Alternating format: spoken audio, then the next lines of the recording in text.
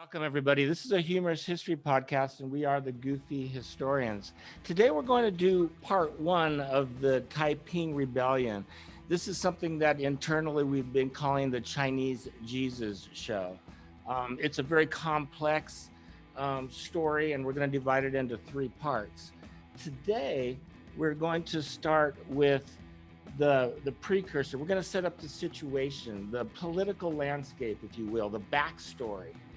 The reasons how a Chinese guy could wake up after failing some exams, think he's Jesus Christ, and start a civil war that killed 20 million people over 14 years. So that's the story we're going to eventually get to. But today we're going to focus on the precursor to that, which is the Opium War.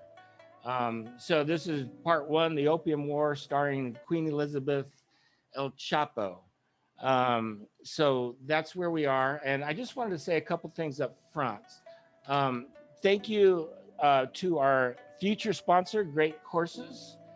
And you notice I said future sponsor. That's great. And I just want to tell a real quick story because, it seems like an impossible story how somebody could think they were Jesus. But when I was a young man, I started to think that I was Jesus Christ. Because I could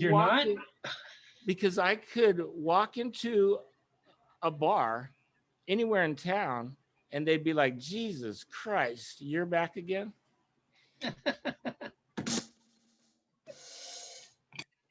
Thank you.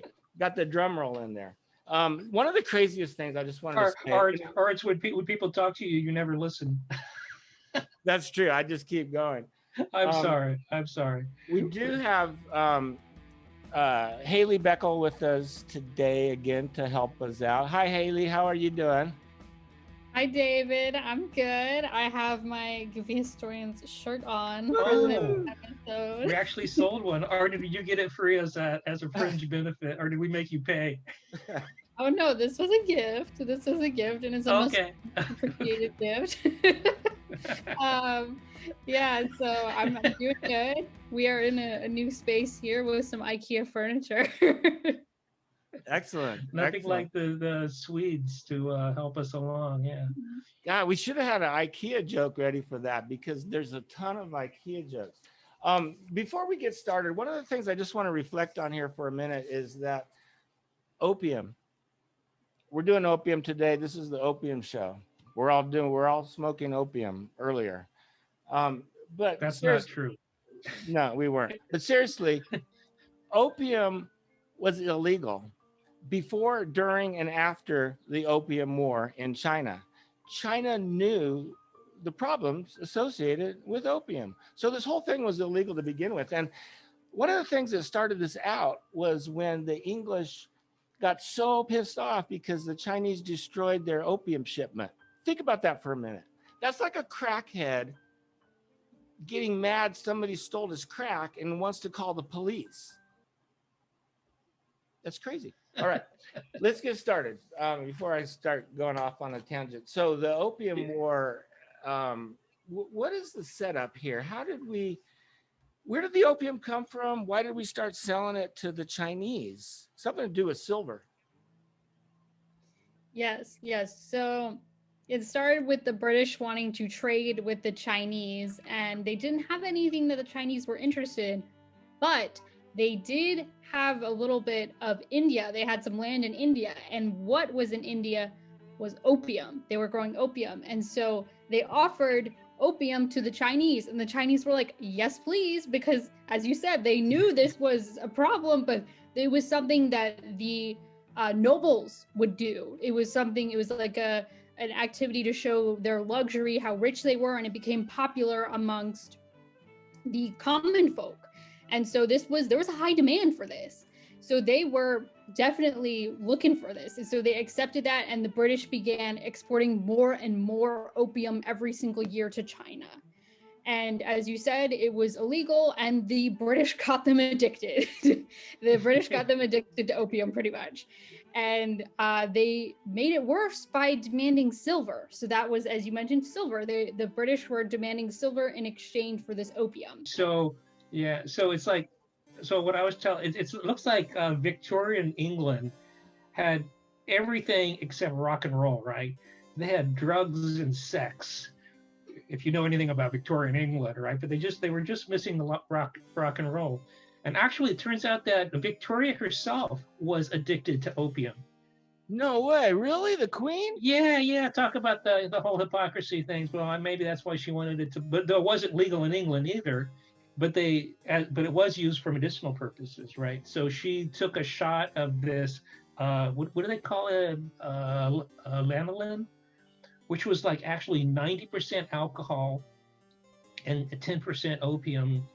So that's what Victoria got her started in the morning every day. So there you go. Go Victoria. She was not, she was like Scarface. She was using her own merchandise, but she didn't smoke it. She drank it. There you go. I didn't even know Victoria. you can drink opium. That's crazy. Yeah. It's called an infusion. It's like a tea. Yeah, especially I guess if you mix it with alcohol, 90% alcohol. That lady must have been stoned her whole life.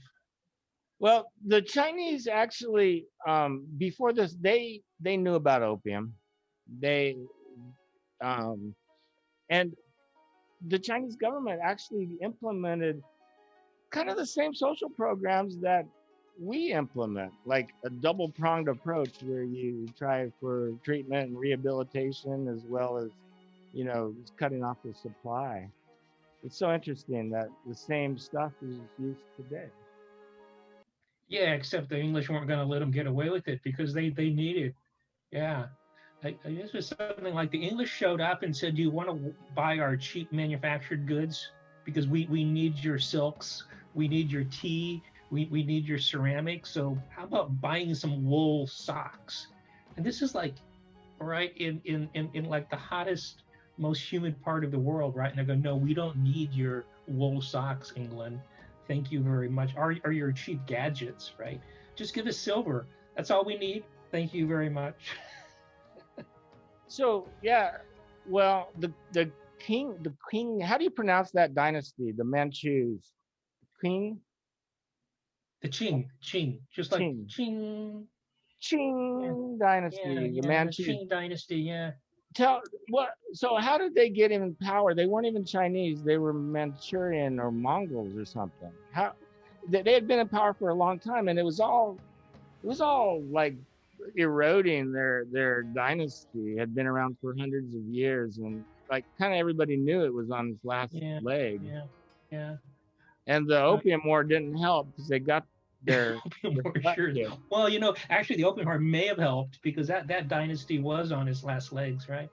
I mean, the Mongolians had actually come into China before that and had the Yuan dynasty, and they lasted like 90 years back in the 1250s to 1330s or 1340s or something. But the funny thing about the Mongols in China is they're the only dynasty that just left.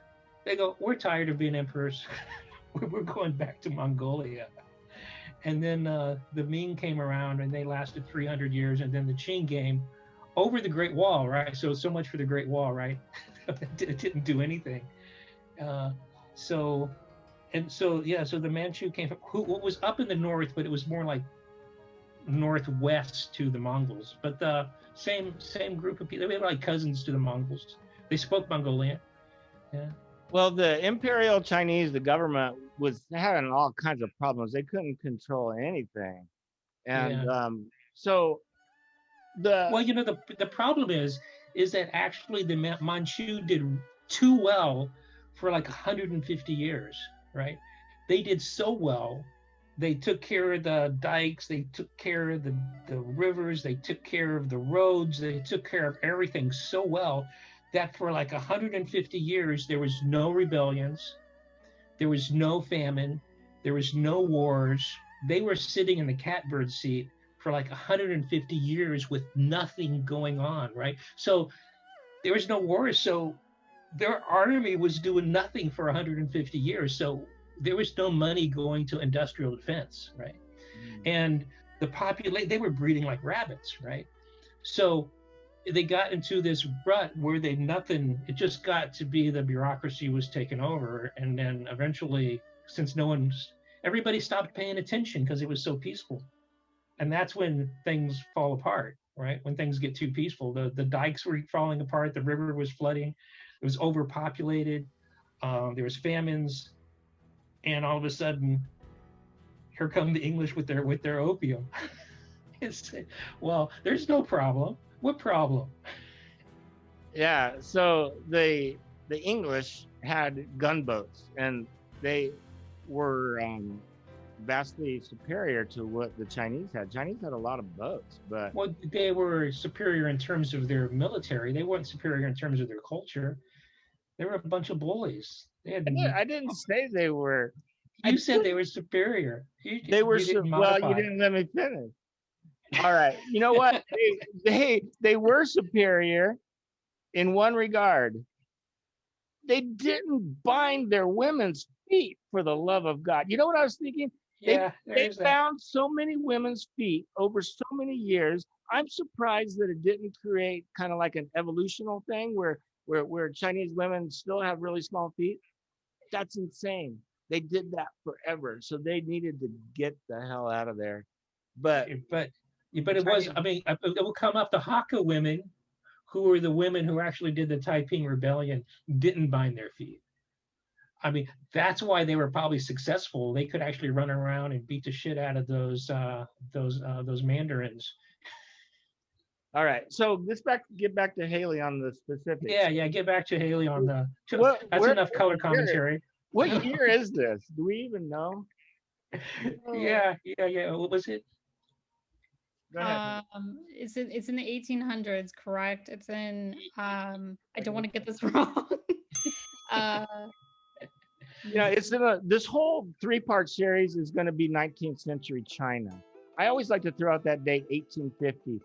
You know, the later part of this series will even get into our Civil War. But we're before like 1950. We're in the early 1800s. 1840s is when the first Opium War starts. But it took a while. I mean, because remember, the English had to steal. I mean, the English didn't have any silver. They don't have any silver mines in England, right? They had to steal the silver from the Spanish, who stole it from the Americas, the American Incas, right, and the Aztecs and the other Indians in America. So it was the whole thing was this whole scam by the English of stealing from the Spanish, stole from the Indians, and then stole from India, the land of India. You know, at one point, 20% of the economy of India was dedicated to opium. And I'm sorry. Thank you. I gotta stop. I'll get pissed off. No, yeah. So the Chinese, they're addicted to opium, as you said, and then the British were demanding silver, exactly, and the Chinese actually were in the plus for a while with silver. They had a surplus of it, and in the trading world, and then with this whole situation with Britain, it just plummeted and reversed. So then they had very little silver, which totally messed with their economy. And they were having issues with shortages of capital investment, in prices got inflated, and then people were also suffering socially. They were becoming more antisocial and lazy because they were addicted. They were all stoned, right? Mm-hmm. Yeah, and then it was like all of a sudden, right when they need money to pay for their army, they don't have it. Right? It's like we could really use one of those boats that you English people have, but they blew all their they blew the rent money on opium, right? It was all going to the English again, who were going back and taking over the world with it. For God's sake, man, what got into their pants? I just do not know. It's like, I mean, they were probably on speed, right? Well, you know what? Everybody was using opium. When we talk later about the heavenly kingdom of Taiping, that was one of the things that the Chinese Jesus was like, everybody has to stop doing opium. And they're like, you know what? Everybody does it. Not just the like lower class people, everybody, all the way up to the royalty. They were all freaking smoking the opium. What was weird is that like in America, our opium epidemic turned into statistically death. People are dying from um, Yeah, overdose. so it's like, what was the drug company in the United States that was getting everybody hooked on Yeah, codeine or something? yeah, it's the same thing. That's something like that, but it wasn't a drug company. It was the friggin' government. Well, So originally, it's like, how do you stop that? Right? yeah, that was tough. It's like a generational thing to stop, I think. Anyway, so where were you here, Haley? Yeah. So you say how do we stop this? Well, there was this guy. I guess his name was Lin. How Joseph? Do you know how to pronounce his name? Yeah, Lin Chi Chu, Yes. like So shoe, like you wear a shoe. Lin Chi Chu, shoe. Lin, Lin Chi Chu, at least as far as I know. You Lin know, Chi. Okay, so that's the Lin. other thing. We have to tell everybody that none of us are Chinese. No, no, not at all. So Yeah. and none of us are really English. So can I do one more thing before we go on? Before I forget, it's that. So, but America was involved in this drug war. The two people who are famous for being in this drug war, who were selling drugs to the Chinese, one was the Roosevelts. For God's, the president, Delano Roosevelt, his ancestors right before him were the ones selling drugs to China, and the other one was the Ford family. So these big, like, major dynasty families from the United States, the way they got their wealth is from selling drugs to China. Did you Just like if say El Chapo's kids all of a sudden run for president. right? Did you say the Ford family? Like Forbes. oh, Forbes. Okay. All right, that's cool. All right. Oh, that's well, they're rich now, but that's how that was their seed money. It's kind of like the Kennedys. Like Joe Kennedy made his money and from bootlegging. Exactly. All right. We're back to Haley. Okay. We're back to Haley. Sorry, Haley. No problem at all. So Lin Chi-chu, he writes this open letter to Queen Elizabeth. He's begging her to stop. He's saying, please stop selling, giving us opium. Everyone is addicted. We need to stop this. And then the chief superintendent of British trade in India, Charles Elliot, shows up. This guy shows up. So this open letter comes. I don't even know if this was sent or not.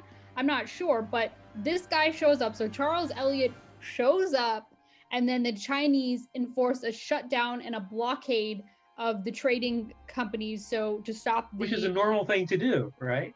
Yeah, to stop the opium from coming in. Yeah. And so Elliot has to pay for the opium on credit to the British government, and he hands over 20,000 chests of opium to be destroyed.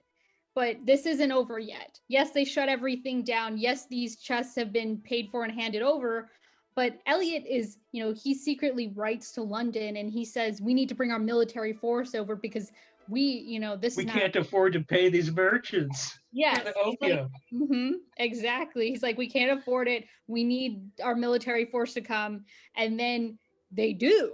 And as you said, the British have much better ships. They're much superior in their technology in comparison to the Chinese. I know the Chinese have really heavy ships too. They're really big too. So I guess the British could just go, a lot faster. They're more maneuverable, and they've got better cannons, right? Well, because they just fought us, right? And then they still feel that, we can't lose another one, right? We're gonna increase our armory. Yeah. So then the Chinese lose. They have a crushing defeat against the Royal Navy, and then the war comes to an end with a treaty which forces the Chinese to give up Hong Kong Island and pay $21 million to the British. And six of those million needed to be paid immediately, and then the rest of that, so the remaining 15, to be paid in installments. And then they had to make things worse, they had to open up 5 treaty ports to trade with the British. And this was one of those unfair treaties that were to continue in the future in history. Right. One of the things is so I mean, you could almost say this was a war to protect drug lords, but it wasn't really a war to protect drug lords. It was a war to protect the British drug lords, right? I mean, it's not like they wanted everybody dealing in drugs. It's like they shut down the India drug trade and just, incorporated it into the English drug trade. And the same thing, like China was making drugs, but they shut that down, and now we're going to do it cheaper, faster, better. The basic, capitalistic approach. Get Actually, everybody cheap opium. I want to chime in there because I'm not sure that's 100% accurate. One of the things that the subsequent treaties, because the French started doing their own treaties after the Opium War, and they had the no most favorable nation status. So that was after the Second Opium War. Oh, that was after the second. There was two of them, for God's sake. Oh my God, that's a great thing. You know what? People use the opposite of that when they're negotiating a price on something. But anyway, and the extraterritoriality, the British had to be tried in the British court. Basically, we just spanked the Chinese. It was just sad. Yeah, it was. Yeah, and then the French came in with the first time it was all English, and I guess the French and the Dutch and the Russians and everybody wanted in on the deal. It was very tragic. Yeah. And then when that no, what do you call it? It's the no most favorable nation status. So that any treaty that applied to any of the other countries applied to everybody. Exactly. Right. So. All right. So back to Haley. Where were you? Oh well, we have come to the end of the First Opium War. So the Qing dynasty is in shambles. It was called the Century of Humiliation to set the stage for this Taiping rebellion. So they lost to the British. They owe them $20 million for the opium that was sold to them that they are addicted to. And they now have this whole unfair treaty with their treaty ports being forced to be open. And they had to give up Hong Kong Island as well. So that's where we're at. They're in shambles. Right. And the irony of that is that the English did this in the name of free trade, right? I mean, how could you force someone to have free trade? That's like almost a contradiction in term. If you're forcing someone to buy your shit, that's not freedom. It's always called gunboat diplomacy. Gunboat. It's crazy. Gunboat diplomacy. It's crazy. I almost said we. The British got Hong Kong. It's the British. Don't blame us. All we had was the Fords and the Roosevelts, man. We were, well, at least not at the beginning. In the Second Opium War, we did unfortunately get involved with the burning of the palace. So the British got Hong Kong for 100 years, but you know what? They got it for more than that, because 150 finally. Originally the deal was for 100 years, but if you think back, Hong Kong didn't get turned over to the British until 1997. So we even tacked on 50 years onto that. So I guess this is kind of setting up the Taiping Heavenly Kingdom, which will do where they sort of use Jesus as a weapon of mass destruction.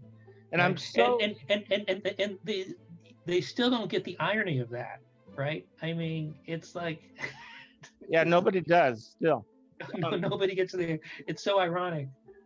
I'm really looking forward to it because it's just a crazy story, this guy. And plus, some of the names of the heavenly king of his kingdoms, the shield king, the attending king, the brave king, the esteemed king. My favorite is the wing king. I picture this guy on the road eating chicken wings, and of course the ever victorious army. So that's for next week.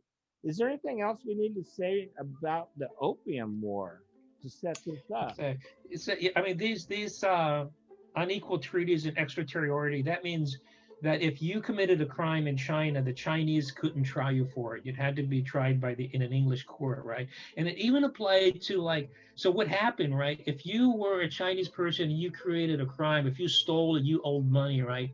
All you needed to do was to convert to Christianity and come under the gunboat range, right? And you were scot-free, right? And so it's another thing that pissed the Chinese off, right? It's like, you just can't go across the street, right, and default on all your debts or kill somebody, right, in in one town over, get over to the shadow with a gunboat, convert to Christianity, and say, oh, I'm sorry, they've given me my sin, and then all of a sudden they're free. And so when these people come back and says, well, no, you can't. He actually is guilty. He actually owes money. He just signed a contract, and they came over to get their prisoner, right? And then the English sort of sent out their army to protect this guy, and then it just, you had all these little squabbles going on that made the war go on. Yeah, it was a mess. You know, I guess they still kind of have a version of that today with diplomatic immunity, but it's a cultural imperialism. Yeah. Okay, so China lost the Opium War. They lost. Yeah, I think we can say that. We can say that, and then so I think we'll just leave it there. I do want to tell everybody to, if you did enjoy this, please hit subscribe. Please hit the like button. Consider supporting us on Patreon. And I guess that's it. We'll see you next week. Thank you guys. Thanks, everybody. Thank you.